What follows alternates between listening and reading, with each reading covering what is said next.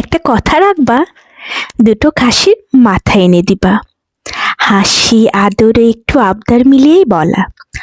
আজ অবশেষে সে কথা রেখেছে, খাসির মাথা দুটো এনে দিয়েছে। আর আমি অপেক্ষা করিনি এক মুহূর্ত।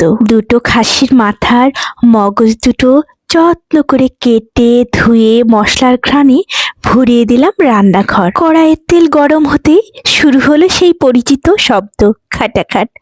যেন অপেক্ষার গল্পটা নিজেই কথা বলছে। হরেক রকম মশলার সাথে মগজ সব মিলিয়ে তৈরি হলো ভালোবাসার একখানা পদ, মগজের খাটাখাট। দেখেছো খাসির মাথা দুটো কতটা ফ্রেশ, আর ভেতরে অনেকখানি মগজ। এই যে দেখো, একদম টকটকে রক্ত মাখা। কিন্তু এভাবে তো চলবে না। দেরি না করে একটি বাটিতে পানি নিয়ে নিলাম এবং এই মগজগুলো ভালোভাবে ধুয়ে রক্তগুলো ছড়িয়ে নিলাম। দেখেছো কতটা রক্ত লেগে আছে, আর সাথে এই যে পিচ্ছিল পিচ্ছিল কি জানি, তারপরেও ধোয়া হলো না। আমি ভালোভাবে এক পরশ ধুয়ে আবারও কিন্তু এই যে এভাবে পরিষ্কার করে নিচ্ছি। একটু ধৈর্য সহ্য নিয়ে পরিষ্কার করো আর কি, কেননা এই রক্তগুলো তো আমাদের মুসলমানদের জন্য হারাম। হারাম জিনিস কেন খাবো, তাই না বলো? তা অবশেষে দেখো কতটা পরিষ্কার হয়ে গেছে। এখন কড়াইয়ে সয়াবিন তেল দিয়ে সেখানে নুন, হলুদ, ঝালের গুঁড়ো, জিরার গুঁড়ো, ধনিয়ার গুঁড়ো দিয়ে সুন্দরভাবে মাখিয়ে নিবে।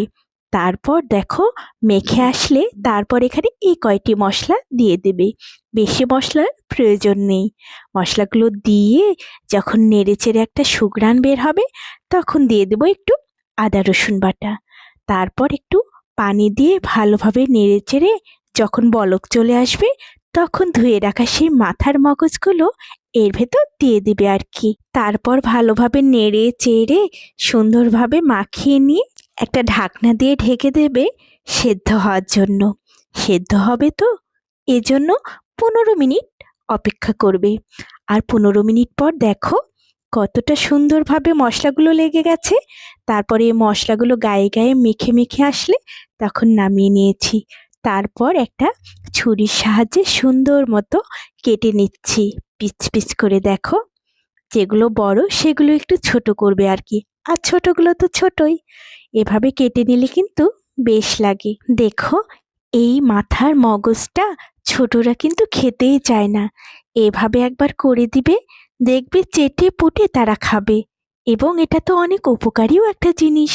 তো এই যে কেটে নিলাম, এখন একটি বাটিতে আলতোভাবে সবগুলো মগজ তুলে নিচ্ছি, একটু সাইডে রেখে দিচ্ছি আর কি। এখন ভেজে নেব। দেখো একটা লোহার কড়াই নিচ্ছি। লোহার কড়াইয়ে ভাজি ভুজি আমি আবার বেশিই করি। তো এখানে একটু সয়াবিন তেল দিয়ে সেখানে তেলটা যখন গরম হয়ে যাবে, তখন এই যে কেটে রাখা মগজগুলো এর ভেতর দিয়ে দেবে।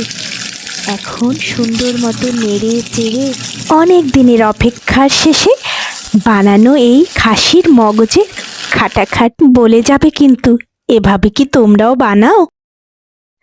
লালচে রঙে মাখা মগজ যখন নেড়ে দিচ্ছি, তখন বুঝতে পারছিলাম এটা শুধু রান্না এবং খাওয়া না, এটা ভালোবাসারও বহিঃপ্রকাশ। এই খাসির মাথার মগজের খাটাখাট শুধু একটা রেসিপি না, এটা স্বামী স্ত্রীর ছোট্ট হাসির আবদার, এটা সংসারের উষ্ণতা। খেতে বসে যখন বলল আজকে কিন্তু একদম পারফেক্ট, তখন বুঝলাম এই রান্নায় শুধু মশলা না, মিশেছিল অপেক্ষা আর ভালোবাসা। আর ওর মুখের হাসিটা আমার রান্নার সব চাইতে বড় পুরস্কার। ধন্যবাদ।